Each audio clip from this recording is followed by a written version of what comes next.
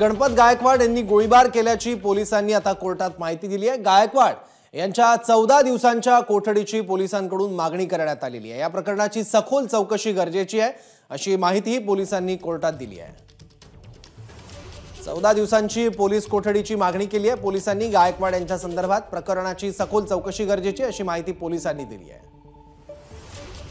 याबद्दल आणखी माहिती घेऊ आपले प्रतिनिधी सुरेश काटे आता आपल्या सोबत आहे। सुरेश,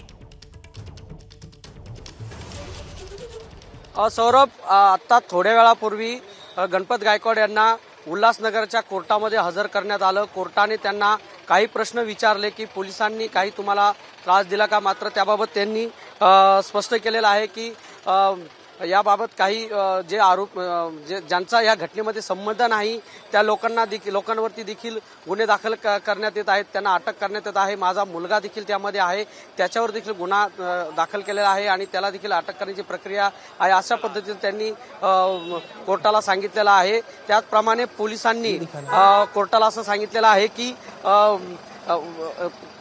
या घटनेमध्ये जे रिव्हॉल्वर वापरले आहेत ते रिव्हॉल्वर आणि अन्य या घटनेमध्ये आरोपी आहेत त्या आरोपींना अटक करायचं आहे। त्यामुळे या आरोपींना 14 दिवसाची कोठडी त्यांनी मागितली आहे। मात्र आतापर्यंत कोर्टाने ऑर्डर काही वेळामध्ये ती ऑर्डर येणार आहे, त्यामुळे नेमकं कोर्ट गणपत गायकवाड यांना किती दिवसाची पोलीस कोठडी देते याकडे आता लक्ष लागलेलं आहे। सौरभ, बरोबर, धन्यवाद सुरेश या अपडेट्स बद्दल।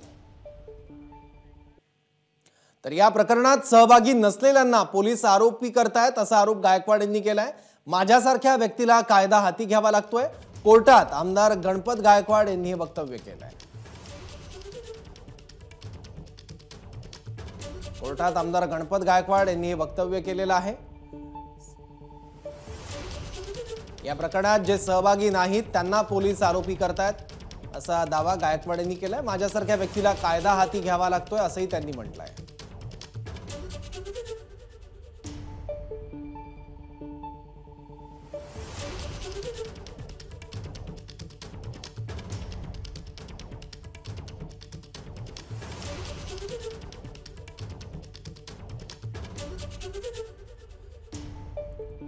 मुख्यमंत्र्यांच्या दबावामुळेच इतरांना गोवलं जात आहे असा आरोप देखील गायकवाड यांनी केलाय। सीसीटीव्ही बाहेर कसं आलं असा प्रश्न आरोपीच्या वकिलांनी उपस्थित केलाय। 6 गोळ्या लागल्याच्या पोलिसांच्या माहितीवर सुद्धा त्यांनी आक्षेप घेतलेला आहे। आणखी माहिती घेऊया आपला प्रतिनिधी अल्पेश करकरेकडनं। अल्पेश, राजकीय वळण मिळतंय या सगळ्या प्रकरणाला? आपण पाहतोय उल्हासनगर गोळीबार प्रकरणी सध्या सुनावणी सुरू आहे आणि ही सुनावणी सुरू असताना सरकारी वकील तसेच आरोपींचे वकील हे वेगवेगळा युक्तिवाद करतायत। यामध्ये आपण माहिती पाहिली तर पोलिसांनी हा जो गोळीबार झाला त्यामध्ये आमदार गणपत गायकवाड यांनी हा गोळीबार केलेला आहे आणि या प्रकरणामध्ये जे आरोपी पकडलेले आहेत व जे फरार आरोपी आहेत त्यांच्या संदर्भात देखील पोलिसांनी माहिती दिलेली आहे। तसेच गणपत गायकवाड यांनी या प्रकरणामध्ये आरोपी असताना अटक झाल्यानंतरही त्यांनी माध्यमांशी संवाद साधला व गंभीर आरोप केले। त्याबाबत पोलिसांना आता त्यांचे व्हॉइस सॅम्पल्स तपासायचे आहेत, तसेच या प्रकरणामध्ये आणखी सखोल चौकशी करायची आहे। त्यामुळे पोलिसांनी आम्हाला गणपत गायकवाड व इतर जे आरोपी आहेत त्यांची 14 दिवसांची पोलीस कोठडी मिळावी अशी मागणी केलेली आहे।